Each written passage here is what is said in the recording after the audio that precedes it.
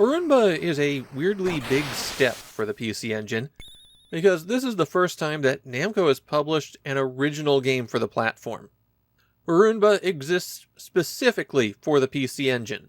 It's a shot straight across Nintendo's bow in the Namco-Nintendo war. Everything else Namco has released on the PC Engine so far has either been an arcade port, or a follow-up to one of their Famicom games. And there's several more original PC Engine games to come. The developer for Barunba was Zap, a developer who had been around for quite a while, but were almost entirely focused on the MSX at this point.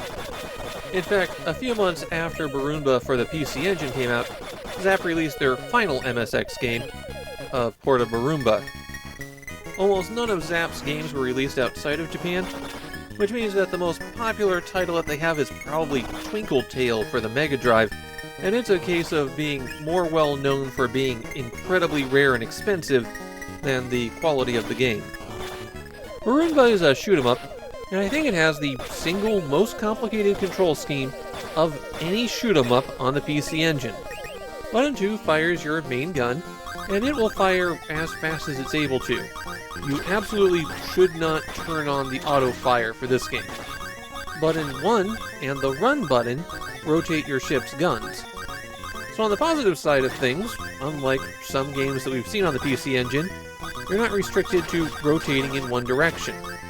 On the other hand, the run button isn't really designed for this. In terms of shape, position, and texture, it just doesn't fit for a game control.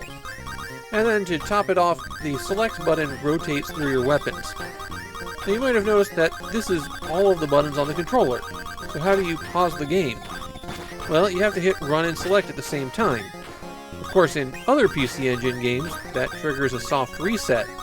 Barunba is one of the very few where it doesn't. The plot of the game is that the evil Dr. Doppel has prepared his ultimate weapon, and so the cry goes out, "Launch Barunba!" And that's it. That is the entire story. You have to shoot your way through 5 stages, and then destroy Dr. Doppel's ultimate weapon. Now I should point out that Barunba is actually very difficult. When I was playing, I managed to get to the end of the 2nd stage. And from reading other people's comments, I was actually doing pretty well for a newcomer. Part of the difficulty here is that you have 1 life and no continues. Well, no continues unless you use the code, which is to hold up and press run when you see game over. Of course, you still have to clear the entire stage on just 1 life. At least you have a health bar, and against regular enemies, you'll probably do just fine with that. The big problem is that the bosses, and every stage has a mid-boss and final boss, tend to be erratic. The attack patterns might be straightforward, but which attack they do is picked at random, and has no wind-up. There's other things that make the game challenging, like how enemies are always coming at you from all sides, and how Stage 2 takes place underwater and your ship is buoyant, so it will float up on its own. But those are things that you can learn how to deal with and mitigate a lot more easily than those boss patterns. Of course, you're not unarmed here. You've got 4 different weapons that you can use, though the power-up system is extra confusing. Some enemies leave an icon behind when they die, and those icons rotate between a letter representing each of the 4 weapons. Collecting the icon gives you more bullets for that weapon. As you collect more bullets, then the weapon will power up. There are thresholds where the weapon becomes stronger.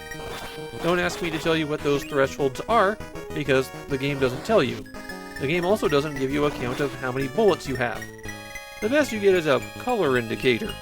Red and purple mean you only have enough bullets for level 1, blue and green mean you have enough bullets for level 2, and yellow means you have enough bullets for level 3. And of course, if your bullet count drops below the threshold, then the weapon becomes weaker. You can increase the power twice, but increasing the power probably means you're not using the weapon. Like I said, this power-up system is built for confusion. The first weapon, the one you start out with, is the Vulcan gun, a rapid-fire machine gun. The twin shots and rapid fire make it a solid choice to use. When the Vulcan gun is powered up, the bullets become larger.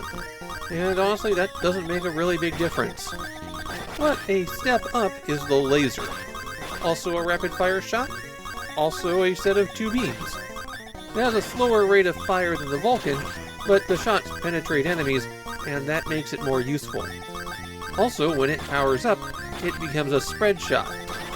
The laser is by far the most effective weapon in the game, and when you see the remaining 2 options, you'll understand why. S is for shield, and here you can't use rapid fire. Instead, when you press and hold button 2, and the shield starts charging up. It'll block incoming bullets for you, and when you release button 2, the shield will fire out. If it hits terrain, then the shot will track along the ground.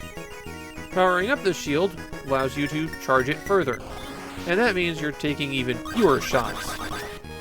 Finally, N stands for napalm, and this attack flies for as long as you hold down button 2, then explodes when you release it. It's a pretty big explosion. At higher power levels, you'll get a chain of explosions.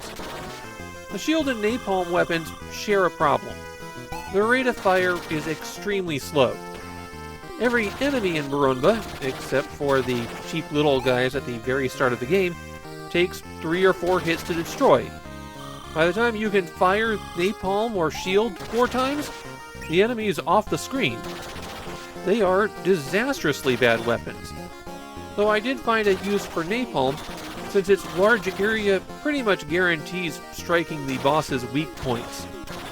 But for just making your way through stages, you need to use either Vulcan or laser, and the laser is straight up better than Vulcan. I've noticed this problem in a few PC Engine shooters where regular enemies take multiple hits to destroy, and some of your weapons fire too slowly to ever defeat them. It's getting a bit weird how many times this is coming up. There's one more thing that enemies can drop, and that's the word life. Collect it and you get 1 point of health. Looking into what Japanese players think about Barunba, I found a lot of complaints about the control scheme, and people saying that they found it to be too difficult for them. But I also found its fans who complimented how well it was made, and complimenting the unique style of play. My own feeling is, I kinda wish I liked this one better. This is one of those games that's up to Namco's high standard of quality, and that control scheme is a real stumbling block. It wouldn't shock me if there was a fan patch out there that added support for the 6-button controller. That would make Barunba a lot better. There's a good challenge here, and it's one of the few times that I've seen rotating guns in a shoot-'em-up implemented well. It's the controller that's the problem here. I was also wishing that the weapon system was a bit more straightforward, and that 2 of the weapons weren't effectively useless. Barunba's a solid game that just has a few stumbling blocks. And I think how much those throw people off is going to depend on the player.